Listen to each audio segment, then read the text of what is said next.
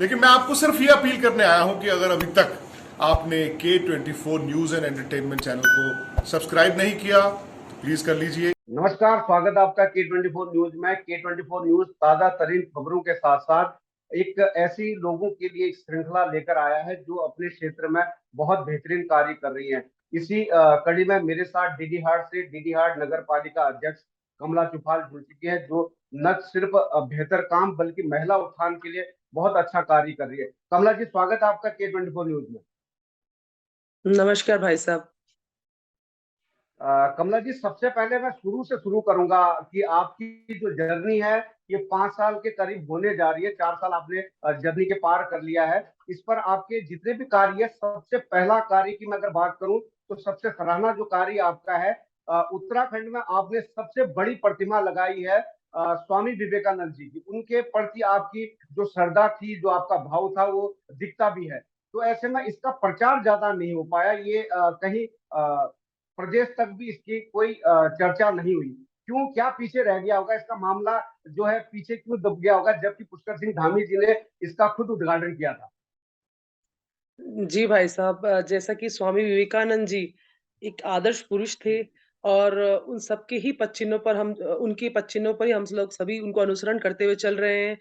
तो एक कहीं न कहीं मेरे मन में ख़्याल आया कि डीडीहाट नगर में एक उनकी एक बड़ी प्रतिमा को हम लोग स्थापित करें, जिससे कि हमारे डीडीहाट का तो नाम हो ही पूरे प्रदेश में और हमारे डीडीहाट को भी बिल्कुल। जाना जाए। तो उसी उद्देश्य से हमारी पूरी टीम ने इस सोच विचार कर कर इस मूर्ति की स्थापना की। लेकिन कहीं न कहीं मुझे ऐसा लगता है कि अभी भी मतलब लोगों तक ये पहुँच नहीं पाया है कि डीडीहाट भी एक ऐसी जगह है जहाँ पर उत्तराखंड की सबसे बड़ी मूर्ति स्वामी विवेकानंद जी की, जो पूरे उत्तराखंड में नहीं अभी है। तो थोड़ा प्रचार-प्रसार में मुझे कहीं कमी लगी है। तो मैं तो सभी से हाँ, निवेदन बिल्कुल। भी करूँगी, आम जनता से भी, बिल्कुल कि ये सभी की मोरल नैतिक ज़िम्मेदारी बनती है कि अगर कहीं पर हमारे ऐसे महापुरुषों की प्रतिमाएँ लगी है और जिससे उत्तराखंड का नाम गौरवान्वित होता है, तो उसका प्रचार-प्रसार हो, सभी लोग इसको मिल-जुल कर करें। जी। जी, कमला जी, मैं इसलिए कह रहा था क्योंकि अमूमन देखा जाता है कि जहाँ भी इस प्रकार की मूर्तियां लगती है या स्टैचू जो बनते हैं, तो उनको लोग फेसबुक में अपडेट करते हैं, इंस्टाग्राम में अपडेट करते हैं, लोग सेल्फी उनके साथ लेकर बढ़ा हुआ है, क्योंकि ये टूरिज्म को भी बढ़ावा है। आपने बहुत अच्छा कार्य किया है, इसको कहीं पर पटल पर नहीं आया, जबकि खुद सूबे के मुखिया ने इसकी तारीफ भी की थी। डीडीआर जब आए थे, आपकी तारीफ की थी और उन्होंने ये बात को भी कहा था कि ये उत्तराखंड की सबसे विशाल प्रतिमा में से एक है। आपकी मैं कार्य की श्रृंखला मैं गिनाऊं दर्शकों को तो बहुत सारा समय ले लेगा, क्योंकि समय कम होता है, इसीलिए हम आज मेन मेन मुद्दे पर बात आएंगे। सबसे पहले आज जो कल आपने एक बहुत अच्छा कार्य किया था, नगर में सफाई का अभियान आपने चलाया है, जो हर वर्ष आप चलाती हैं। इसके पीछे का लक्ष्य बताइए कि आप जागरूक भी कर रही हैं और जनता को आह्वान भी करती है सफाई के लिए, तो नगर पालिका को आप किस दिशा पर लेके जाना चाहती हैं आगे? देखिए भाई साहब, जैसा कि मेरा और मेरी नगर पालिका का हम लोगों का एक जी। विज़न है कि हमारी नगर पालिका की को जो पहचान मिले, स्वच्छता के नाम पर नंबर 1 पहचान मिले। तो मैं जी। जो भी कार्य करती हूँ या मेरी टीम जो भी कार्य करती है, हमारा एक ही उद्देश्य होता है कि हमारी डीडीहाट को पहचान मिले। तो उसी को देखिए, स्वच्छता सबसे पहली चीज़ है। अगर कहा जाता है ना कि दरवाजे से पता चल जाता है कि अंदर क्या माहौल होगा, तो मैं भी चाहती हूँ कि अगर कोई बाहर से जब हमारे डीडीहाट में आए, तो जैसे ही वो कदम हम्म। रखे, तो वो अच्छी यादों के साथ बाहर जाए और उसके लिए बहुत अच्छा-अच्छा बोले, साफ-सफाई उसको पूरा मिले। तो जैसे भी बरसात चल रहा है, तो बरसात में घर में ना बैठकर मैं खुद अपने कर्मचारियों के साथ, ताकि उन्हें मॉरल सपोर्ट मिले कि हमारी मैडम भी हमारे साथ आई, मैं उनके साथ खड़ी रहती हूँ। जी। जब भी कहीं पे सफाई का कार्यक्रम होता है, पूरी झाड़ी कटान कल बरसात में भी हम लोगों ने जी। चालू रखी और इसको हम चालू रखेंगे, जितनी भी झाड़ियाँ बाज़ार में, ताकि हमारा डीडीहाट नगर स्वच्छ और दिखाई दे। जी। कमला जी, मैं कई बार देख चुका हूँ ऐसे मौकों पर, कई बार आपको मैं झाड़ू उठाते हुए, खुद नगर की सफाई करते हुए मैंने खुद आपको देखा है। और कई बार आप नालियों की सफाई खुद करती है। लोगों से, बुजुर्गों से आप जो कनेक्टेड होती हैं, तो उनसे उनका भाव जानती है, उनसे बिल्कुल आपका ऐसा व्यवहार रहता है कि जैसे कि आप उनकी बच्ची हो, उस तरह आप व्यवहार करती है। तो ऐसे में जनता आपसे कितनी खुश है और जनता को क्या मैसेज दे पाती हैं आप ये सब कर? मैं ऐसा इसीलिए करती हूँ या समझती हूँ, क्योंकि मैं इसे अपनी ज़िम्मेदारी समझती हूँ। देखिए, जब हम किसी पद में बैठते हैं, तो ये तो हम जी, गॉड का मिरेकल बोलेंगे कि हमें ईश्वर ने ईश्वरीय शक्ति के साथ उस पे भेजा है, क्योंकि एक आम जी, इंसान से हमें तुरंत खास बना दिया जाता है। तो मैं कहीं न कहीं ये मानती हूँ कि हमें उस पे अपने कर्तव्यों का निर्वहन करना चाहिए, क्योंकि हमें भगवान ने समय दिया है और इसे जी। मैं बोलूँगी ईश्वरीय शक्ति, जो हमारे पास जो शक्ति आई है, तो उस शक्ति का सदुपयोग हमें लोगों की सेवा में करना चाहिए। हम लोगों के द्वारा बने गए हैं, तो हमें लोगों की सेवा में तो जी, मैं यही सोचकर जब जनता के बीच में जाती हूँ, ना मेरा कोई दिखावा होता है, ना मैं कुछ ऐसा करती हूँ, मेरे मैं अपने दिल से जाती हूँ और दिल से लोगों से कनेक्ट होती हूँ और लोगों का जी। प्यार की आप बात करेंगे, तो डिडिहाट नगर में मुझे बिल्कुल अपनी बेटी और बहू की तरह प्यार दिया जाता है। मैंने पहले भी अपने बिल्कुल। इंटरव्यूज़ में बताया है। कमला जी, मैंने कई बार आपसे इंटरव्यू के लिए निवेदन भी किया था। आपने कहा था कि मैंने इतना बहुत अच्छा काम या बड़ा काम नहीं किया है, तो मुझे इंटरव्यू का बहुत ज़्यादा शौक नहीं है। तो आप लाइमलाइट में भी नहीं आना चाहती है, तो इसका क्या कारण है? क्यों नहीं आप इंटरव्यू देना चाहती हैं और लाइमलाइट में क्यों नहीं आना चाहती हैं? देखिए भाई साहब, मुझे ऐसा लगता है ना कि अगर मैं कुछ मुझे अभी भी लगता है कि मैंने बहुत कुछ करना बाकी है। अपने जी, मुझे अभी बहुत जस्टिस करनी है लोगों के साथ, तो मैं ये कहती हूँ कि मैं बार-बार नहीं कैमरे के सामने कि जब मुझे लगेगा कि जब वाक़ई में मैंने कुछ बड़ा काम किया है मेरी जनता के लिए, तो मैं खुद से आऊँगी। तो मैं कई बारी जब मुझे कोई बोलता है कि आप आइए, तो मैं उनको यही बोलती हूँ कि जब मुझे ऐसा खुद लगेगा कि जब मैंने वाक़ई में अपनी जनता के लिए कुछ बड़ा काम हमने किए, ऐसा नहीं है। अगर नगर की बात करूँ तो नगर की जनता आपको बहुत प्यार करती है और आपसे मिलने के लिए खुद आपके घर तक आती है, आपके दफ्तर में आती है, आप उनसे कभी भी मिलते हैं, जब भी वो चाहती है जनता तब आप मिलने जाते हैं। लेकिन ऐसे में आपको बताऊँ मैं डीडीहाट विधानसभा की अगर मैं बात करूँ, तो आपका जो ग्राफ है वो डीडीहाट विधानसभा तक भी पहुँच चुका है। डीडीहाट के अन्य जगह के विधानसभा के लोग भी आपको प्यार करते हैं। कमला चुफाल के बारे में डीडीहाट विधानसभा के लोग काफ़ी बार कहते हैं कि आगे आने वाले समय पर हम कमला चुफाल की बड़ी भूमिका में कमला चुफाल को देखना चाहते हैं। ये डीडीहाट की जनता कहती है और डीडीहाट विधानसभा की जनता कहती है। क्या संदेश देना चाहेंगे आप डीडीहाट विधानसभा की जनता को? देखिए, एक मातृशक्ति के रूप में, मैं एक जी, मातृशक्ति का प्रतिनिधित्व कर रही हूँ। मैं यहाँ पर एक चीज़ बोलूँगी, मैं एक जज़्बे के, एक जुनून के साथ इसलिए भी काम करती हूँ, मैं अपने भारत में महिलाओं को ऐसा स्थान दिलवाना चाहती हूँ, एक ऐसा दर्जा कि एक महिला सब कुछ कर सकती है। देखिए भाई साहब, मैं आपके प्रश्न से थोड़ा अलग जाऊँगी, क्योंकि मेरे के जी, अंदर एक इमोशन है।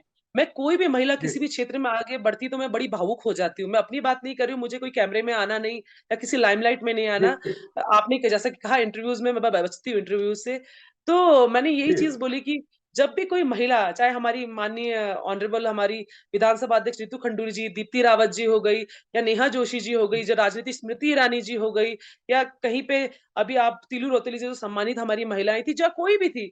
मैं ये चाहती हूँ, मैं इतनी भावुक हो जाती हूँ, उस समय मैं इतनी भावुक कि मेरी आँखों में आँसू आ जाते हैं, मुझे इतनी खुशी होती है कि हमारी महिलाएँ सशक्त हो रही है।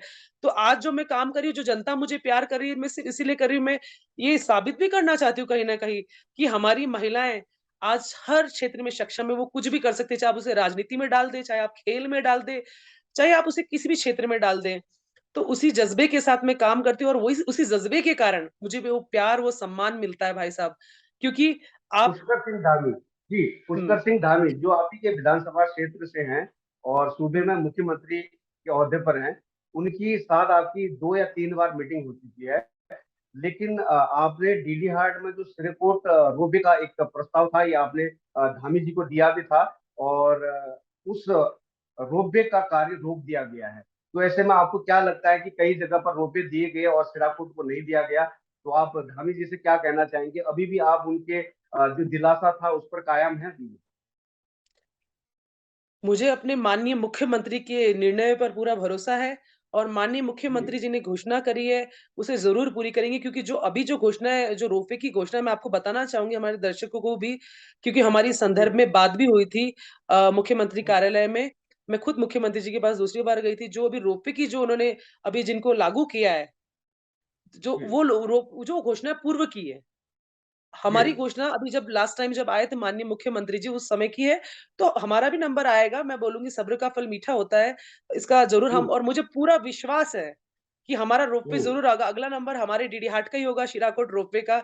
सब्र तो करना पड़ता है, क्योंकि हुँ। माननीय मुख्यमंत्री जी के पास इतना बड़ा प्रदेश है, तो कहीं न कहीं हमें भी इंतज़ार करना पड़ेगा अपनी बारी का। एक एक नहीं, डीडीहाट की जनता, ये कमला चुफाल का ड्रीम प्रोजेक्ट था, लेकिन डीडीहाट की जनता चाह रही है कि कमला चुफाल दोबारा से मुख्यमंत्री जी से आवेदन करें ताकि मुख्यमंत्री जी सुने। कमला चुफाल जी की सुनते हैं, लोगों का ये भी कहना है। कमला जी चुफाल के एक बार बुलाने से जब पुष्कर सिंह धामी देहरादून से आपके कार्यक्रम में शिरकत करते हैं, तो डीडी हाट की जनता चाहती है कि एक बार आप उनसे दोबारा रिक्वेस्ट करें ताकि आपकी बात सुन लें। Definitely I will go there again, क्योंकि अभी मुझे थोड़ा-सा मैं व्यस्त हो गई थी, तो मैं वापस अभी जाऊँगी माननीय मुख्यमंत्री जी के पास। हम फिर मुख्यमंत्री जी को सब पता है, उनके संज्ञान में है ये चीज़, क्योंकि जब हम नेक्स्ट टाइम पिछली बार जब हम गए थे, उन्हें अपनी घोषणाएँ भी याद थी, मैं आपको बताऊँगी। हमने जी, फिर अगेन उनको लेके गए थे। लास्ट टाइम जब मैं गई थी माननीय मुख्यमंत्री जी के पास, मैं फिर से जाऊँगी माननीय मुख्यमंत्री जी के पास। मैं अपनी जनता से कहना चाहूँगी, निराश होने की कोई ज़रूरत नहीं है।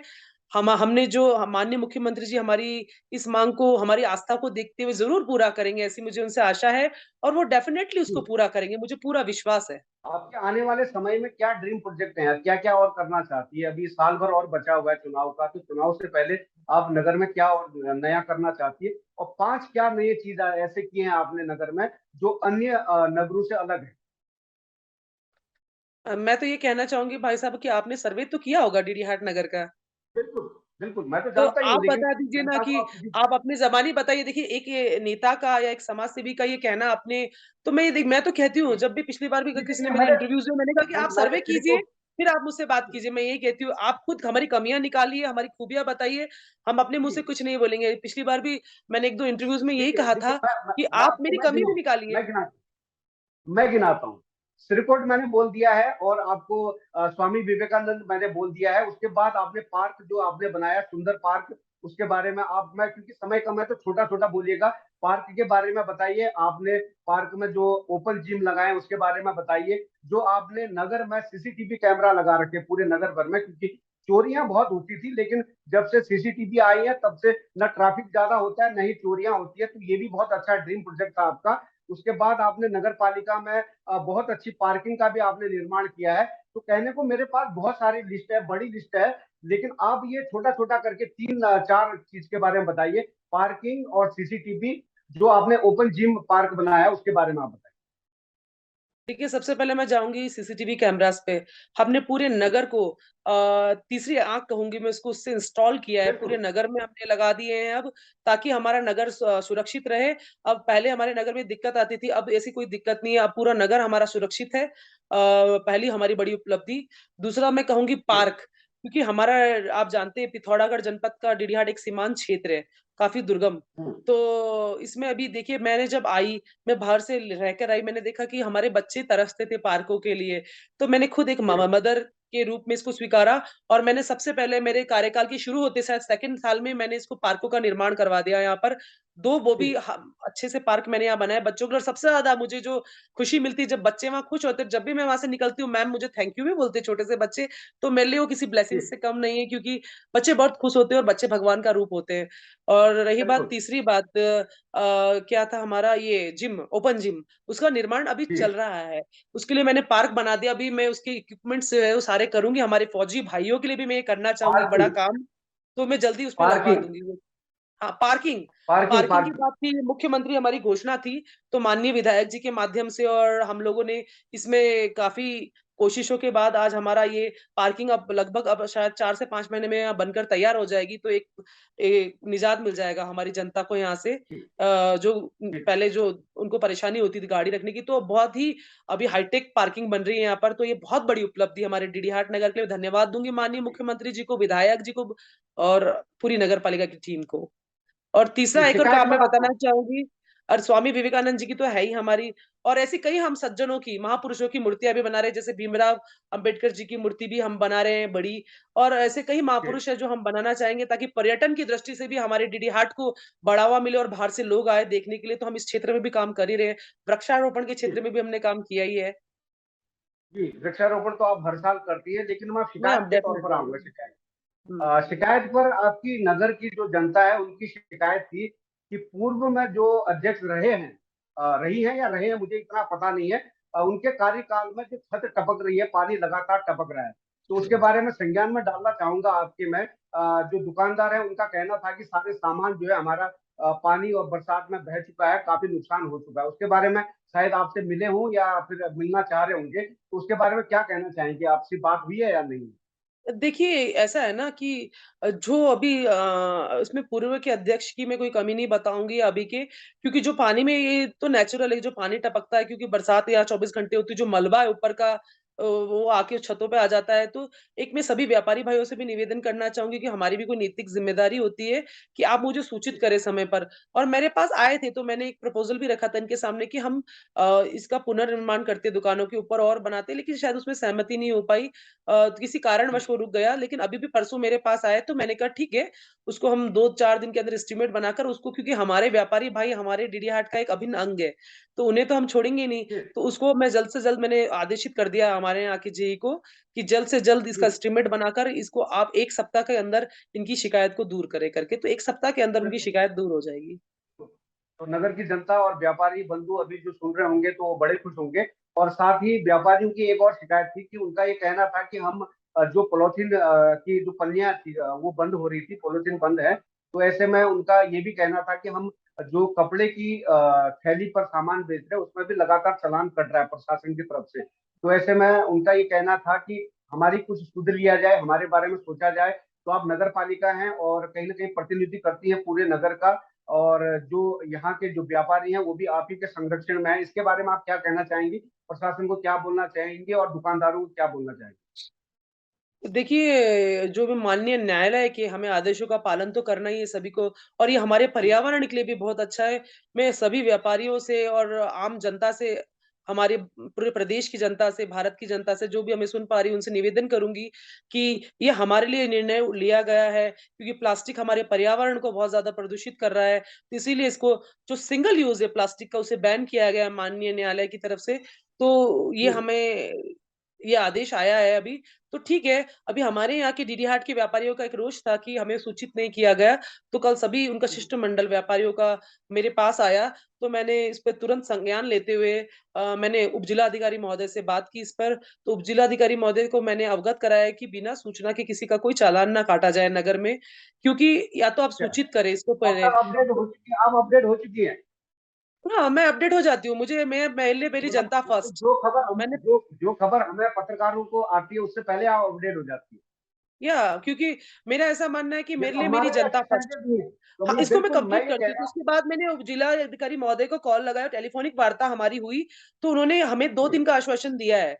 मैं अपनी जीडीहाट व्यापारी भाइयों को बताना चाहूँगी कि जब तक वो डेमो नहीं दे देते या फिर हमें बता नहीं देते कि किस प्रकार की थैली यूज़ करनी है, तब तक कोई चालान ना काटा जाए। मैंने तहसीलदार जी से भी इसमें मैंने कहा उन्हें भी, और उपजिलाधिकारी महोदय से भी मैंने ये बात रखी, और तब तक मैंने अपने नगर पालिका के कर्मचारियों को आदेशित कर दिया है सख्त तरीके से कि कोई भी चालान की कार्रवाई नगर पालिका की तरफ से नहीं होगी, जब तक प्रशासन की तरफ से हमारे व्यापारियों को ये ना बता दिया जाए कि किस प्रकार की थैली यूज़ करनी है, क्योंकि वो कपड़े की थैली यूज़ करने से भी मना कर रहे हैं। तो व्यापारियों को भी बेचारों को ये असमंजस है कि हम करें क्या? क्योंकि हमें बिल्कुल, उनका पक्ष बिल्कुल, भी रखना है। तो बस यही है, बिल्कुल निवेदन तो सर। मेरा यही रहेगा जनता से, निर्णय काफ़ी सराहनीय है सरकार का, हम सहयोग करें, जी, लेकिन इसमें मैंने मेरे डीडी हाट व्यापारी भाइयों के लिए ये चीज़ हमने यहाँ पर करी है, तो ठीक है, फिर मैं बात जी, करती हूँ, क्या निर्णय निकलता है उपजिलाधिकारी तब तक जी, चालान नहीं बिल्कुल। कटेंगे। जी, बिल्कुल, समय थोड़ा कम है तो मैं जी। संक्षेप में अब जाऊँगा कि लास्ट कमेंट की तरफ हम बढ़ेंगे। आगे आने वाला फ्यूचर में प्लानिंग क्या है आपकी? क्या दोबारा आप नगर पालिका का चुनाव लड़ेंगी या फिर उससे बड़ी भूमिका में कमला सुफाल दिखाई देंगी? थोड़ा स्पष्ट कर दीजिए नगर की जनता को और प्रदेश की जनता देखिए भाई साहब, अभी आने वाला 2023 में नगर निकायों के चुनाव है, तो मुझे नहीं को। पता कि क्या होगा। टिकट जब जी, होंगे इसके फाइनल किसको मिलेंगे, कौन-सी सीट आएगी, देखिए ना आप जानते हैं ना मैं कह सकती हूँ। बिल्कुल। डेफ़िनेटली अगर सामान्य सीट आई तो डेफ़िनेटली मैं चाहूँगी, अगर मेरे डीडी हाट की जनता ने चाहा कि मैं आगे जी, पुनः इसको करूँ, तो डीडी हाट की जनता के ऊपर है। अगर बाकी अपनी हमारी नहीं भारतीय जनता डीडीआर पार्टी का निर्णय सर्वोपरि, हमारी जनता का निर्णय बिल्कुल। सर्वोपरि। देखिए डीडीहाट की जनता के साथ-साथ डीडीहाट विधानसभा की जनता भी एक मांग कर रही है कमला सुफाल।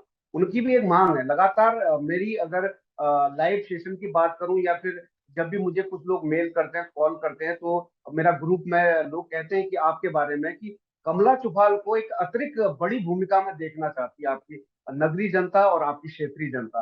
तो इस पर आप क्या कहना चाहेंगी? मेरे लिए नहीं जनता को क्या कहना चाहेंगे आप? इसमें मैं मेरी जनता का बहुत धन्यवाद करती हूँ, अगर वो आपसे या फिर मीडिया को ये बात कहती हैं या उनके दिल में मेरे प्रति इतना सम्मान है, तो ये मेरे लिए बहुत सौभाग्य की बात है। इससे बड़ा रिवॉर्ड मुझे और कोई नहीं मिल सकता, कहूँगी जी, मैं, क्योंकि ये मेरे अगर कोई कामों का सबूत मैं कहूँगी। सबूत दे सकता हूँ कमला जी, अगर कोई सबूत मांगना चाहेगा कि ऐसा मैं कह रहा हूं, मैं सबूत दे सकता हूं कि कमला चुफाल को वाकई में डीडी हाट की नहीं बल्कि डीडी हाट विधानसभा की जनता बहुत प्यार करती है, इसका मैं प्रूफ भी दे सकता हूं अगर कोई मांगना चाहे मुझसे। तो आप क्या कहना चाहेंगे? ना, ना, ना, ना, ना।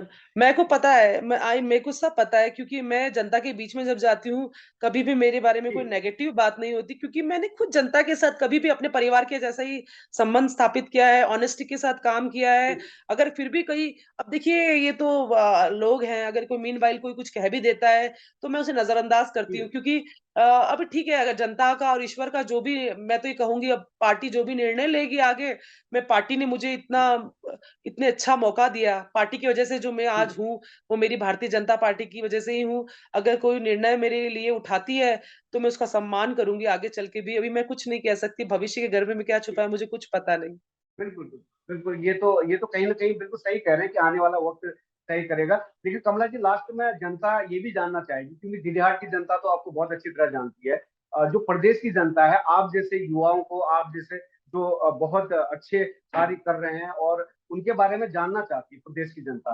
कमला चुफाल कहाँ से बिलॉन्ग करती है? कमला चुफाल की योग्यता क्या है? और कमला चुफाल को जैसे कि काफ़ी दिल्लीहाट वाले ही कई बार कहते हैं कि कमला चुफाल बाहरी है, ऐसा दिल्लीहाट की जनता के आपके जो विपक्ष है ये भी कहते हैं। तो आज इस मंच के माध्यम से कमला चौहान बताएं अपने बारे में, अपने परिवार के बारे में, दो शब्दों में थोड़ा सा आप इसको कंप्लीट अच्छा। करें कि मैं ये कहाँ से। बताना जी चाहूँगी मेरी जनता को, मैं भी पहाड़ी हूँ और मेरे जी माँ-बाप भी पहाड़ी हैं, मेरे माता-पिता जी, और मेरी पहाड़ी में ही शादी हुई, आप जैसा आप सभी जानते हैं मेरा ससुराल। और तभी तो मैं कम्युनिकेट कर पाती हूँ, हर विधानसभा में जाती हूँ तो मेरी अम्मा है, मेरी माता है, मुझसे पहाड़ी में ही बात करती है, मैं पहाड़ी में ही जवाब देती हूँ। लेकिन मेरा बॉर्न एंड ब्रॉट अप जो मेरी शिक्षा हुई है, वो उदयपुर राजस्थान में हुई है। तो मैं वहाँ से पढ़कर 2015 में मेरी शादी हुई थी, तो यहाँ पर आई हूँ, मैं वहाँ से काफ़ी कुछ सीख के आई हूँ। मैं चाहती हूँ कि मैं अपने डीडी हाट को भी वैसा ही उदयपुर जैसा सुंदर शहर बनाऊँ, और मेरा मकसद है, जी एक दिन ज़रूर भगवान ने साथ दिया, किस्मत ने साथ दिया तो मैं अपने नगर में भी जो शहरों में होती है वो चीज़ करूँगा, और अभी तक हुई है वो चीज़ें। तो बाकी तो बिल्कुल। स्वामी मलेनाथ सब की कृपा चीज़ें जरूर होगी आप पर क्योंकि आप मानती भी है, मलेनाथ स्वामी को मानती है, तो उनकी कृपा हम जरूर बहुत आप पर मानते होगी। हैं। हाँ, तो जी। बच्चे और अपने परिवार के बारे में बताएं, कितने बच्चे हैं आपके और आपके परिवार के बारे में थोड़ा सा बताएं। जी, मेरी एक जॉइंट फैमिली में रहती हूँ और मेरा परिवार मुझे बहुत सपोर्ट करता है। बोलते हैं ना, एक महिला के पीछे, सक्सेसफुल महिला के पीछे उसके परिवार का हाथ होता है, तो ये सत्य है। मेरी सासू माँ का बहुत बड़ा सपोर्ट है, और सबसे बड़ा बात, मैं अपनी देवरानी, जो मेरी सिस्टर इन लॉ है, वो मुझे बहुत सपोर्ट करती है। थैंक यू बोलूँगी अपनी पूरे परिवार को, मेरे हस्बैंड को, मेरे देवर रहते हैं मेरे साथ, मेरे ससुर जी को, कि इनका बहुत बड़ा सपोर्ट। और मैं निवेदन करूँगी जनता से, एक महिला जब काम करती है, तो उसका परिवार उसे ज़रूर सपोर्ट करे, क्योंकि महिला के लिए बड़ा कठिन होता है पुरुषों की तुलना में बाहर निकल कर, लेकिन महिला, मैं ये भी कहना चाहूँगी चैनल के माध्यम से, पुरुषों से कहीं अच्छा प्रदर्शन करके दिखाती है। मेरे जितने भी बिल्कुल। मुझे सुन पा रहे हैं पुरुष अन्यथा ना ले, क्योंकि महिला एक माँ जी है, नहीं एक बहन है, एक पत्नी है। तो आप सभी उनका जी सम्मान करें किसी भी क्षेत्र में, और उन्हें जी आगे बढ़ने का मौका दें। बिल्कुल। डीडीहाट की जनता तो वाकई में, डीडीहाट नहीं, मैं प्रदेश की पूरी बात करूं तो महिलाओं का राज है अभी। अगर हम बात करें कैबिनेट में, महिला का बोलबाला ज्यादा है। अगर विधानसभा अध्यक्ष हमारी महिला है और हमारी नगर पालिका अध्यक्ष की बात करूं वो महिला है। पिथौरागढ़ जिला में भी महिलाओं का काफी वर्चस्व है। ऐसे में महिला मातृशक्ति कहा जाता है भारतीय जनता पार्टी की तरफ से, तो देखा भी जाता है। बहुत बहुत धन्यवाद कमला जी, आपने बहुत कीमती समय दिया और बहुत अच्छी अच्छी बातें भी बताई। और मैं आपके उज्जवल भविष्य के लिए स्वामी मल्लिनाथ जी से मैं प्रार्थना करना चाहूंगा कि आपका भविष्य उज्जवल हो। आने वाले समय पर आप डीडीहाट की जनता के लिए और बेहतरीकरण कर सकें। धन्यवाद भाई साहब, आपका भी। आपका न्यूज़ चैनल बहुत अच्छा बेहतरीन कार्य कर रहा है, और मैं आपके जी उज्जवल भविष्य की भी कामना करती हूँ, और धन्यवाद देती हूँ हमारे प्रधानमंत्री को, जिनकी ऐसी सोच है कि वो महिलाओं को आगे चलकर लेके चल रहे हैं। बहुत-बहुत धन्यवाद हमारे माननीय प्रधानमंत्री नरेंद्र मोदी जी का, पुष्कर धामी जी का, कि उन्होंने जी महिलाओं को सशक्त बनाने का काम किया है। उन्हीं की बदौलत आज महिलाएँ सशक्त होकर खड़ी है। जय देवभूमि, जय जी उत्तराखंड। बहुत बहुत धन्यवाद। Thank you so much. लेकिन मैं आपको सिर्फ ये अपील करने आया हूं कि अगर अभी तक आपने K24 news and entertainment channel को सब्सक्राइब नहीं किया तो प्लीज कर लीजिए।